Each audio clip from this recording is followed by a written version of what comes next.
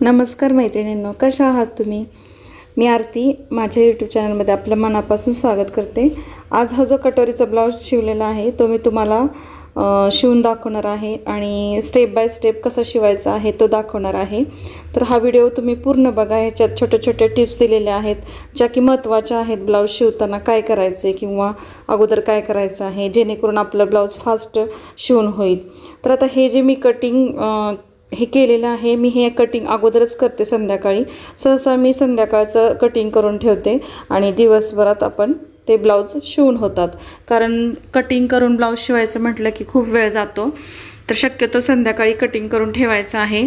तुम्ही 2-4 ब्लाऊज सहज कटिंग करू ठेवू शकता आणि सकाळी दिवसभरात तुम्ही ते शिवू शकता। तर आता आपण पहिल्यांदा बाही जोडणार आहोत। जोडताना ब्लाऊज हा सुद्धा स्टेप बाय स्टेप जोडायचा आहे आपल्याला, जेणेकरून आपली म्हणजे गडबड होणार नाही आणि गडबड नाही झाली तर आपला तो वेळ पण वाचतो आणि व्यवस्थित आपला ब्लाऊज हा शिवून होतो। तर पहिल्यांदा आपल्याला जे अस्तर आहे ते मेन फॅब्रिकला आपल्याला ते जोडून घ्यायचं आहे।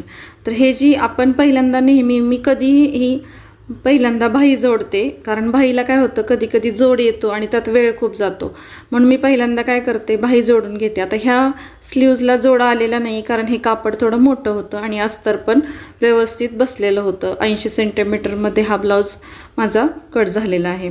तर याला स्लीव्जला ह्याला काय जोडा आलेला नाही, पण शक्यतो आजकाल खूप जोड येतात आणि त्याला खूप वेळ जातो, त्याच्यामुळे आपण पहिल्यांदा स्लीव्ज ही जोडून घ्यायची आहे। कारण जास्त करून स्लीवलाच आपल्याला जोड येतो, बाकी आपल्याला फारसा कुठेही जोड येत नाही, म्हणून स्लीव्ज ही पहिल्यांदा जोडून घ्यायची आहे। आता आपले हे जे पार्ट्स आहेत ते कटिंग करून ठेवलेले होते मी, तर आता आपण ते कसे उलटे पालटे होऊ नये म्हणून काय काळजी घ्यायची आहे। तर मी नेहमी आतल्या साईडला म्हणजे कट केल्याच आतल्या साईडला मी खडूनी मार्क करून ठेवते की जेणेकरून मला तो पार्ट उलटा आहे का सुलटा आहे हे समजेल। तर मी नेहमीच असं करते, कारण काय होतं पहिल्यांदा अगदी नवीन जे शिकणारे असतात ना ते एकच पार्ट दोन तयार म्हणजे एकच साईडचे पार्ट दोन बाजू तयार होतात, मग आपल्याला ते उसवायला वगैरे खूप वेळ जातो। मग त्याच्यानंतर म्हणजे आपल्याला मूड पण जातो आपला हे जे आपण चुकीचं केलं ते। म्हणून शक्यतो ही जी महत्त्वाची टीप आहे की जेव्हा आपण ब्लाऊज कट करतो म्हणजे अस्तर, त्यावेळेस आपल्याला त्याला मार्क करून ठेवायचा आहे की आतला भाग कोणता आणि बाहेरचा भाग। इथे बघा तुम्ही पाहू शकता ह्या खडूनी माझ्या खुणा करून ठेवलेल्या आहेत।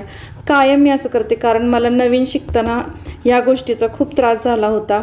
2 पार्ट मी एकसारखेच बनवायचे, म्हणजे शक्यतो कटोरी एकसारखीच व्हायची किंवा स्लीव्ज एकसारखीच व्हायची, म्हणून मी ना कायम म्हणजे आता मी किती वर्ष ब्लाऊज शिवते पण मी हे कायम खुणा केल्याशिवाय मी शिवायला घेतच नाही। आणि जर चुकून एखाद्या दिवशी राहिली जरी माझ्याकडून तरीसुद्धा मी पहिल्यांदा खून करते आणि मगच तो पार्ट ओपन करते, कारण इतका त्रास होतो आपल्याला उसवायचं म्हणजे खूपच कंटाळा येतो। म्हणजे हे उसवण्याचं आपल्याला टाईम वाचवण्यासाठी आपण अगोदरच ही छोटीशीच गोष्ट आहे पण खूप फायदेशीर आहे, जेणेकरून आपला वेळ वाचतो आणि आपला ब्लाऊज पटकन होतो।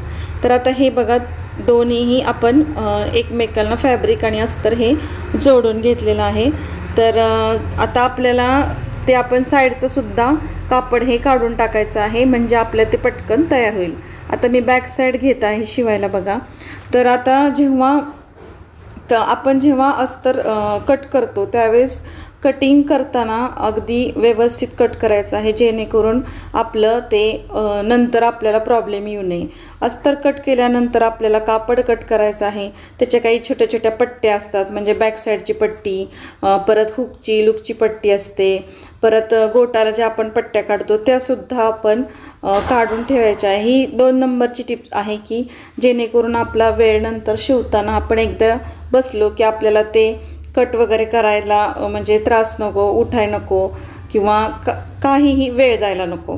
म्हणून पहिल्यांदा काय करायचं आहे, आपण जे कट करणारे अस्तर ते व्यवस्थित करायचं आहे, मग फॅब्रिक व्यवस्थित करायचं आहे, नंतरच्या ज्या छोट्या छोट्या पट्ट्या असतात त्या कट करायच्या आहेत, गोटाच्या पट्ट्या, पुढच्या पट्ट्या, हुकाच्या लुकाच्या पट्ट्या हे पूर्ण कट करूनच आपल्याला शिवायला बसायचं आहे। मग एकदा ते कट केलेलं असलं ना की आपला पटकन ब्लाऊज हा होऊन जातो। ही झाली दुसरी टीप। तर आपण त्याच्यामध्ये कटिंग जर व्यवस्थित तयार केलेलं असेल तर त्यावेळेस आपण बॉबिनसुद्धा म्हणजे आपण जेव्हा शिवायला बसतो त्यावेळेस आपल्याला बॉबिनमध्ये आपला जो मॅचिंगचा दोरा आहे तो भरून घ्यायचा आहे. नंतर आपल्याला खडू जवळ पाहिजे, आपला टेप आपल्या गळ्यात पाहिजे, कात्री आपली जवळ पाहिजे. महत्त्वाचं म्हणजे कात्रीला ही चांगली धार पाहिजे जेणेकरून आपल्याला पटकन ते काम होईल. नाहीतर मग ती कात्रीला धार नसेल ना तर शिवायला म्हणजे कट करायला मोड येत नाही आणि काहीतरी चुकीचं होऊन बसतं. म्हणून कात्रीसुद्धा चांगली पाहिजे आपली. आणि ह्या छोट्या छोट्या गोष्टी आहेत पण फार महत्त्वाच्या आहेत. ते कुठंतरी खडू नसेल तर उठा, परत नंतर टेपच सापडत नाही किंवा काहीही म्हणजे उसवायचं सापडत नाही. शक्यतो मशीनवरती तुम्ही जेव्हा बसता त्यावेळेस ह्या वस्तू घेऊन बसायच्या आहेत. मॅचिंगचा दोरासुद्धा रात्रीच काढून ठेवायचा आहे. तर ह्या जर तुम्ही अशा जर काही छोट्या छोट्या टिप्स पाळल्या ना तर तुमचा ब्लाऊज आरामात अर्धा ते 1 तासात कंप्लीट होणार आहे. तर हा ब्लाऊज शक्यतो अस्तरचा ब्लाऊज हा पाऊण तास किंवा 1 तासमध्ये कंप्लीट होतो. जर छान हळूहळू शिवला व्यवस्थित बघून तर थोडा वेळ जाऊ शकतो. पण जर फास्ट म्हणजे ज्याला नेहमीची सवय आहे किंवा मोठी मशीन आहे व्हाईट कलरची तर त्यांना पटकन हा ब्लाऊज शिवून होतो. तर अशा छोट्या छोट्या टिप्स आहेत. तर ह्या 2-3 टिप्स झालेल्या आहेत. तर तिसरी टिप आपली काय असणार आहे की मशीनला महत्त्वाचं म्हणजे मशीनला तुम्ही 2-4 दिवसातनं ऑइलिंग करा. ह्या मशीनला तर ऑइलिंग लागतं. व्हाईट मशीन असते त्याच्यात ऑइल आपोआपच पहिलंच असतं भरपूर, त्याच्यामुळे त्याला नाही एवढी गरज पडत. पण ह्या मशीनला आपल्याला 4-5 दिवसात तरी ऑइलिंग करायलाच पाहिजे जेणेकरून मशीन आपली स्मूथ चालेल आणि शिवताना काही गडबड होणार नाही. म्हणजे कुठेतरी धागा अडकतो किंवा मशीनच फास्ट चालत नाही असे प्रकार होत राहतात. तर आपली सुई पण व्यवस्थित आहे का बघायची आहे. कात्रीला तर धार महत्त्वाची आपली पाहिजेच पाहिजे आणि मशीन त्याच्यामुळं आपली चांगली चालणार आहे. कधी कधी ऑइलिंग नसल्यामुळे टिपा येत नाहीत, सळ येते, घाईघाईने ब्लाऊज शिवायचा होत नाही. मग ते सगळे जेव्हा ते हा प्रॉब्लेम येतो ना त्यावेळेस आपल्याला थोडा आपला मूड पण जातो आणि आपल्या कामावर त्याचा खूप परिणाम होतो. तर आपल्याला जेव्हा सगळे पार्ट्स जोडायचे आहेत त्यावेळेस ते पटकन जोडले जातात. आणि तुम्ही जेव्हा पार्ट्स जोडताय ना त्यावेळेस तुम्ही एक काळजी घ्या की आपण जेव्हा पार्ट्स जोडतो त्यावेळेस आपली टीप ही थोडी मोठी करायची आहे. म्हणजे 4 नंबरची टीप करायची आहे जेणेकरून आपली पार्ट्स हे खूप पटापट शिवून होतील. तर आता आपण इथे बघा कटोरीचे टक्स देताना सुद्धा व्यवस्थित द्यायचे आहेत. आणि कटोरीचे टक्स हे नेहमी त्या कटोरीनुसार द्यायचे आहेत. म्हणजे छोटी कटोरी असेल तर त्या टक्स तसा द्यायचा आहे. कारण काय होतं टक्स हा सगळीकडेच एकसारखा नसतो. मोठे जर कटोरी असेल तर त्या टक्स बदलतो. तर हे आवर्जून काळजी घ्यायची आहे. बघा हा टक्स दिल्यानंतर कटोरी किती छान दिसत आहे. तर असा आणि मी नेहमी काय करते, नेहमी कटोरी जोडताना मी खालच्या साईडून जोडते. कारण खालच्या साईडला बरोबर कटोरी यायला पाहिजे. वरती थोडं कमी जास्त तरी झालं तरी चालेल, आपण गळा थोडा मोठा कमी जास्त करू शकतो. आणि मी एनिवे हा गळा मी नंतर कटच करते कारण मी गळा हा पट्टीने मोजते. खालची जी पट्टी असते ना हुकाची त्याचा मी गळा मोजत असते, त्याच्यामुळं माझं आपोआप ते व्यवस्थित बसतं. तर आता माझे बघा कटोरीचं हा शिवून झालेलं आहे. तर मी तुम्हाला हे ब्रेस पट्टी पण लावून दाखवणार आहे. हे सगळे मी कटिंग व्यवस्थित करून ठेवलेलं होतं त्याच्यामुळं माझा हा ब्लाऊज खूप पटकन तयार होणार आहे. तर अशा पद्धतीने जर तुम्ही व्यवस्थित कट केलं आणि शिवायला घेतलं ना तर तुम्हाला काहीच प्रॉब्लेम येणार नाही. तर आता आपण जेव्हा ब्लाऊज म्हणजे काहींना वेळ जातो 2-2 टिपा मारायला. आणि हां महत्त्वाचं म्हणजे जेव्हा आपण हा ब्लाऊज शिवतो त्यावेळेस आपल्याला कटोरीला 2-2 टिपा मारायच्या आहेत. म्हणजे ती टीप उसवणार नाही जेणेकरून. आणि कायम हे लक्षात ठेवायचं आहे की प्रत्येक गोष्टीत आपल्याला 2-2 तरी टिपा मारायच्या आहेत. फिटिंगला तर आपण 3-4 मारतोच, पण जेव्हा आपली कटोरी जोडायची आहे त्यावेळेस आपल्याला तिथे 2 टिपा मारून घ्यायच्या आहेत. म्हणजे आपलं ते भाग उसवणार नाही. अशा पद्धतीने मी ब्रेसपट्टी जोडून घेते. ही ब्रेसपट्टी खूप छान फिनिशिंगमध्ये बसते आणि आतमध्ये कापड वगैरे काय त्याचे दोरे वगैरे निघत नाहीत. म्हणजे आतमध्ये ती पॅक बसते. तर अशा पद्धतीने बघा आता आपलं हे फ्रंट जोडून झालेलं आहे. तर मी काय करते, जेव्हा मला गळा पुढचा काढायचा आहे त्यावेळेस मी सगळं एकसारखं व्यवस्थित ठेवून घेते. आणि गळा हा मी खालच्या साईडून मोजून घेते. आता यांचा गळा आहे 5.25, तर मी 5.25ला अधिक पाव इंच एक्स्ट्रा घेणार आहे, म्हणजे 7 इंच घेणार आहे. तर 7 इंच घेतल्यावरती आपोआप जो तयार होणार आहे तो 6:45 होणार आहे, कारण वरती फक्त मला गोट द्यायचा आहे आणि मी ते शेप देऊन त्याचा फ्रंट गळ्याचा आकार करणार आहे। अशा पद्धतीने सुद्धा काही जण गळा मोजतात किंवा वरच्या साईडनं पण कोणी गळा मोजतं। माझी ही पद्धत आहे, मला ही सोपी जाते, मी अशा पद्धतीने गळा मोजते। तर अशा पद्धतीने सुद्धा खूप सोपं आहे। आता बघा हा शेप बरोबर गोल झालेला आहे। आता आपण याला पट्ट्या जोडणार आहोत। तर ही जी पट्टी आहे ती गळ्याची निघलेली आहे, म्हणजे बॅक साईडच्या गळ्याची। असा आप तुम्ही वापर करू शकता पट्ट्यांचा व्यवस्थित। याच्यातच मी 2 पट्ट्या काढणार आहे। आता मी नेहमी कसं होतं, काही जण पट्ट्या काढून ठेवतात बरं का, तर कधी त्या घाळ होतात, म्हणून मी काय करते, मला जेव्हा लागेल तेव्हा मी ती पट्टी काढून घेते, ते पण मला सोपं जातं। ज्यांना अगदी नवीन जे शिकणारे आहेत ना, त्यावेळेस मात्र तुम्ही त्या पट्ट्या काढून ठेवा, म्हणजे तुम्हाला गडबड होणार नाही। आता माझं कसं, मला सवय झालेली आहे या गोष्टीची, त्यामुळं मला ते पटकन उरकतं। पण जे नवीन शिकणार आहे त्यांच्यासाठी ही टिप आहे की तुम्ही पट्ट्या काढून ठेवा, आणि म्हणजे तुम्हाला पटकन जोडता येतील। तर आता आपण जे ह्या मशीनच्या सुया जे वापरतो त्या खूप दिवस वापरू नका, खूप दिवसांनी त्याच्यावर सुद्धा परिणाम होतो। काय होतं, फॅब्रिक जोडायला वगैरे घेतलं ना, तर ती सुई जर जुनी असेल तर कधी त्याचा टोकाचा परिणाम त्या कपड्यावरती लगेच जाणवतो, की तो कपडा असा उसकतो वगैरे। तर त्यावेळेस ना तुम्ही सुई बदलायची आहे। सुई तुम्ही नेहमी चेक करत जा की आपली सुई व्यवस्थित आहे का, आणि सुई व्यवस्थित असेल तर आपलं कामसुद्धा चांगलं होतं आणि आपला मूड पण चांगला राहतो। तर मला अजूनही सांगायचं होतं की तुम्ही जर माझ्या चॅनलला नवीन असाल तर प्लीज लाईक करा, शेअर करा आणि सबस्क्राईब करायला विसरू नका। तर जर व्हिडिओ तुम्हाला हा आवडला तर नक्की लाईक करा, एक तर लाईक नक्की करू शकता। तर तुम्हाला हा यूजफुलच व्हिडिओ आहे, नवीन शिकणाऱ्यांसाठी तर खूपच यूजफुल व्हिडिओ आहे। तर तुम्ही अशा पद्धतीने जर ब्लाऊज शिवला ना, तर तुम्ही खरंच खूप पटकनसुद्धा ब्लाऊज होऊ शकतो तुमचा, आणि अगदी स्टेप बाय स्टेप जायचं आहे आपल्याला। तर इथे मी लुक करून घेणार आहे मशीनवरचे। काही जणींना हातावरचे लागतात, त्यावेळेस मी हातावरचे करून देते। तर असे लुक इथे 5 करून घेणार आहे। तर ह्या 3-4 टिप्स तुम्हाला सांगितलेल्या आहेत। अजूनसुद्धा तुम्हाला जे महत्त्वाचं जे सांगितलं होतं की जेव्हा आपण कापड जॉईंट करतो, म्हणजे आता हे बघा, हे जी पट्ट्या काढत आहे मी त्या पुढच्या साईडच्या गळ्याच्या गोटाच्या पट्ट्या आहेत त्या। हा जो पीस राहिला होता, हा मागच्या गळ्याचा पीस राहिलेला होता, तो मी तसाच ठेवला होता। तो जो गळ्याचा पार्ट निघाला होता बाजूला, त्याच्यात ह्या 2 पट्ट्या मी तयार केलेल्या आहेत आणि आपोआप होतात त्याच्यात पट्ट्या। तर इथे मी गोटाच्या पट्ट्या ह्या जोडून घेते, म्हणजे अगोदर एक टिप मारून घेत आहे आणि नंतर मी ते जोडायला घेणार आहे। तुम्ही अगोदरसुद्धा पट्ट्या काढून ठेवू शकता, कारण तुम्ही जर नवीन असाल तर तुम्ही अगोदर पट्ट्या काढून ठेवा। मला आता सवय झालेली आहे या गोष्टींची, त्याच्यामुळं मी हे पटकन काढून घेऊ शकते।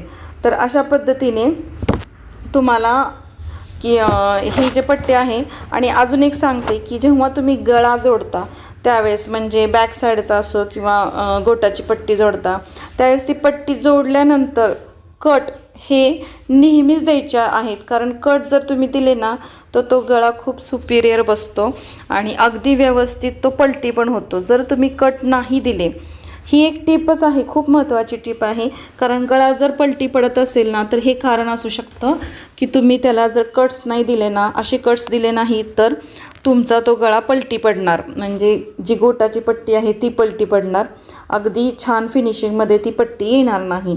म्हणून ही एक महत्त्वाची टिप आहे की तुम्ही जेव्हा गोटाची पट्टी जोडता त्यावेळेस त्याला कायम हे छोटे छोटे कट्स द्यायचे आहेत। तर असे कट्स दिले ना तर तुमचा जो गळा आहे तो खूप छान पद्धतीने बसणार आहे। तर अशा पद्धतीने ब्लाऊज शिवताना ह्या ज्या काळजी आहेत ते घ्यायच्या आहेत। तर मी तुम्हाला खूप सारे टिप्स सांगितलेले आहेत, तर अशा पद्धतीने टिप तुम्ही त्याचा ब्लाऊज शिवताना वापर करा, जेणेकरून तुम्हाला ते सोपं जाईल। आणि ब्लाऊज हा कटोरी असतो, प्रिन्स कट असतो, 4 टक्स असतो, आणि अजून 2-3 प्रकार नवीन आहेत, पण नेहमी जे चालतात ब्लाऊज हे कटोरी, प्रिन्स कट आणि 4 टक्सच आपण रेग्युलरला ब्लाऊज शिवत असतो। तर कधी काय होतं, कुणी डिझाईन सांगतं, बॅक साईडची डिझाईन किंवा बाहीची डिझाईन सांगतं, त्यावेळेससुद्धा तुम्ही हे एकदम त्यावेळेस तुम्ही करू नका त्या गोष्टी। जेव्हा ते ब्लाऊज कट करणार आहे त्यावेळेसच तुम्ही कॅनव्हास आणि जो अस्तर लागणार आहे एक्स्ट्राचं किंवा त्याचं जे काय डिझाईन बनवायचं आहे तुम्ही ते करून ठेवा व्यवस्थित तयार, म्हणजे तुमचा ब्लाऊज शिवताना हा पटकन होणार आहे. कारण डिझाईनचा जर ब्लाऊज येत असेल ना तर तो फार वेळ खातो ब्लाऊज, आणि कटोरीचा जर सिंपल ब्लाऊज असेल किंवा प्रिन्स कटचा सिंपल ब्लाऊज असेल ना तर तो ब्लाऊज इतका पटकन होतो. त्या डिझाईनच्या ब्लाऊजमध्ये आपले हे साधे ब्लाऊज 1.5 ब्लाऊज तरी आपला हमखास तयार होतो. त्याच्यामुळं तो वेळ आपल्याला घालवायचा नाही आहे. जेव्हा आपल्याला डिझाईनचे ब्लाऊज येतात त्यावेळेस तुम्ही त्याची तयारी ही अगोदरच करून ठेवा. कॅनव्हास आपलं हे तयार ठेवा किंवा त्याला जे लागणारं अस्तर आहे, तुम्ही काय डिझाईन करणार आहे हे तुम्ही ते तयार करून ठेवा, जेणेकरून तुम्हाला ब्लाऊज शिवताना इकडे तिकडे बघावं लागणार नाही. जर तुमचं ते तयार असेल सगळं जाग्यावरती तर तुम्हाला ते पटकन डिझाईन बनवता येईल. आणि डिझाईनच्या ब्लाऊजला हे जास्तच पैसे असतात, पण वेळ मात्र खूप जातो. खूप पैसे जास्त मिळत नाहीत पण वेळ हा खूप जातो. त्याच्यामुळं वेळेचं नियोजन करण्यासाठी आपण हे कटिंग वगैरे जे आहे ब्लाऊजचं किंवा ड्रेसेस वगैरे काही तुम्ही जे शिवता ते तुम्ही अगोदरच करून ठेवा, जेणेकरून मशीनवर जेव्हा तुम्ही बसणार आहात त्यावेळेस तुम्ही ते पटकन करू शकता. जर तुम्ही आरामात जर दिवसाला काही जण 10 ते 12 ब्लाऊज शिवतात दिवसात, पण काही जण 2 ब्लाऊज शिवतात, कोणी 1 ब्लाऊज शिवतं. तर नवीन शिकणारे जे आहेत त्यांचे 1-2 दिवसात 1 ब्लाऊज झाला तरी खूप पुष्कळ झालं, पण जे नेहमी शिकणारे आहेत ते आरामशीर 4-5 ब्लाऊज एका दिवसात काढतात आणि तो त्यांचा प्रॉफिट पण होतो तयार. तर तुम्हाला जर चांगल्या पद्धतीने आपलं फिनिशिंग ठेवायचं आहे किंवा आपला ब्लाऊज चांगल्या पद्धतीने कस्टमरला द्यायचा आहे तर ह्या छोट्या छोट्या टिप्स तुम्ही नक्की अवलंबन त्याचं करा, की जेणेकरून तुमचं काम हे फास्ट पण होईल आणि छान पण होईल आणि त्याचे तुम्हाला कस्टमर पण वाढतील. आणि हा फायदा खूप आहे ह्या गोष्टींचा. तर जे नवीन शिकणारे आहेत त्यांनी अशा पद्धतीने जर काम केलं तर तुम्हाला कस्टमर हे कायम राहणार आहे. आणि कस्टमर जर तुम्हाला राहत असेल तर तुम्हाला त्याचा खूप नक्कीच फायदा होणार आहे. काही लोक खूप फास्ट काम करतात, दिवसातनं 7-8 तरी ब्लाऊज काढतात आणि पण त्यांच्या हाताखाली लोक पण असतात. तर तसं असेल तर ते आरामात ब्लाऊज निघतात, पण जेव्हा स्वतःच काम करायचं आहे सगळं त्यावेळेस मात्र 3 ते 4 ब्लाऊज हे दिवसात तयार होतात. तर अशा पद्धतीने तुम्ही जर केलं ना तर तुमचेही आरामशीर नवीन तर ह्यांचे तर 2 ब्लाऊज आरामशीर होतील आणि तुम्हाला त्याचा फायदाच होणार आहे. तर तुम्ही ह्या छोट्या छोट्या गोष्टी लक्षात ठेवा की काय करायचं आहे. पहिल्यांदा संध्याकाळचं आपण कटिंग करून ठेवायचं आहे. एकमेकाला कापडाला जे फॅब्रिक आणि अस्तर आहे त्याला आतमध्ये उलट सुलट म्हणजे ज्या उलट आहेत त्याला तिथं खुणा करून ठेवायच्या आहेत. आणि नंतर आपल्याला जर डिझाईनचं असेल तर कॅनव्हास अस्तर हे पण तयार ठेवायचं आहे. नंतर सकाळी बॉबिनचे जे केस आहे ती त्याच्यात धागा भरून ठेवायचा आहे. खडू, टेप, आणखीन कात्री हे सगळं आपल्याला व्यवस्थित बघून ठेवायचं आहे. मशीन आपली व्यवस्थित आहे का, ऑइलिंग करायचं आहे. अशा छोट्या छोट्या गोष्टी तुम्ही बघा, तुम्ही हे करून बघा आणि मग मला कमेंटमध्ये सांगा की कसं तुम्हाला जमलं का ते. तर तुम्हाला हा माझा व्हिडिओ आवडला का, तर आवडला असेल तर नक्की लाईक करा, शेअर करा आणि सबस्क्राईब करायला विसरू नका. तुम्हाला जर वाटला यूजफुल तर तुमच्या मैत्रिणींनाही शेअर करा आणि तुमचा ब्लाऊज भरपूर ते शिवणाचं काम वाढवा, जेणेकरून तुम्हाला त्याचा फायदा होईल आणि तुम्हाला पण छान वाटेल की आपण हे करू शकतो ह्या गोष्टी. तर अशा पद्धतीने करा तुम्ही, जेणेकरून तुमचं प्रॉफिट होईल. तर माझं हे बघा आता ब्लाऊज शिवून होत आलेलं आहे. मी फिटिंग करत आहे. फिटिंग पण मोजताना अगदी व्यवस्थित मोजायची आहे. आपली बाही मोजायची आहे. नंतर आपल्याला हुकापासून जिथं आहे तिथं आपल्याला फिटिंगचा 4था भाग हे आपल्याला घ्यायचा आहे छातीचा, आणि पूर्ण कमरेचा पण तसाच 4था भाग टाकून आपल्याला हे पूर्ण फिटिंग करायचं आहे. तर माझा ब्लाऊज कंप्लीट झालेला आहे बघा. तर तुम्हाला कसा वाटला व्हिडिओ, तुम्ही हा माझा व्हिडिओ पूर्ण बघितला त्याबद्दल मनापासून धन्यवाद. Thank you very much.